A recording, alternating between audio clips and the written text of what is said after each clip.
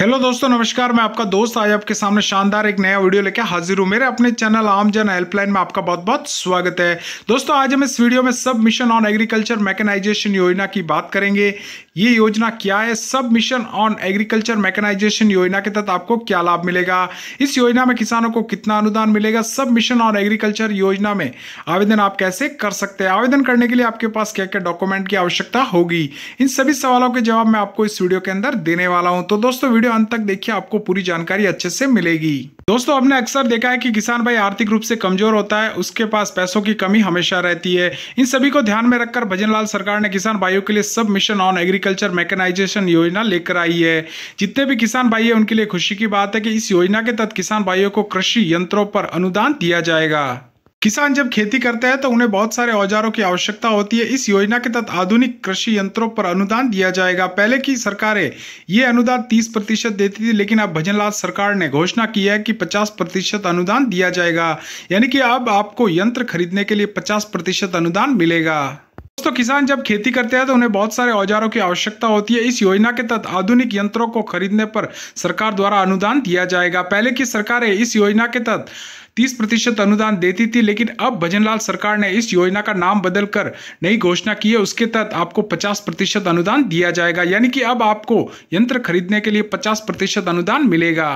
राज्य सरकार कोशिश कर रही है कि किसानों की आय दोगुनी हो जाए। 50% अनुदान किसानों को मिलने से आर्थिक भार कम पड़ेगा, जिससे किसानों की आय में वृद्धि होगी। राज्य सरकार ने बजट में घोषणा की थी कि बहुत जल्दी हम योजना लाएंगे जिसमें किसानों को औजार खरीदने पर 50% अनुदान दिया जाएगा। भजनलाल सरकार ने अपना वादा पूरा किया है। इस योजना के तहत 65,000 किसानों को 200 करोड़ रुपए का अनुदान दिए जाने का प्रावधान रखा गया है। अब दोस्तों, बात कर लेते हैं कि कौन कौन लोग इस योजना के तहत आवेदन कर सकते हैं। दोस्तों, कोई भी किसान जिसके पास कम जमीन है, यानी कि सीमांत किसान व लघु किसान इस योजना के तहत आवेदन कर सकते हैं। यानी कि कोई भी किसान भाई इस योजना में आवेदन करना चाहता है तो वो आवेदन कर सकता है। अब दोस्तों, बात कर लेते हैं कि आपको किन किन आधुनिक यंत्रों पर अनुदान मिलेगा। दोस्तों, किसानों को राज्य में प्रचलित ट्रैक्टर संचालित सभी प्रकार के कृषि यंत्रों पर अनुदान मिलेगा, जैसे कि rotavator, thresher, cultivator, reaper, seed cum fertilizer, drill, disc, harrow आदि यंत्रों पर अनुदान मिलेगा। यानी कि ट्रैक्टर द्वारा जितने भी यंत्र संचालित हैं उन सभी पर आपको अनुदान दिया जाएगा। दोस्तों, सब मिशन ऑन एग्रीकल्चर योजना के तहत आवेदन करने के लिए आपके पास क्या क्या डॉक्यूमेंट्स होने चाहिए? जन आधार कार्ड, जमाबंदी की नकल, कृषि यंत्रों का कोटेशन, आधार कार्ड, बैंक की पासबुक आदि दस्तावेज होने चाहिए। दोस्तों, आवेदन आप ई मित्र पर जाकर कर सकते हैं, जिला कृषि केंद्र पर जाकर या ग्राम पंचायत पर जाकर आप अधिक से अधिक जानकारी प्राप्त कर सकते हैं।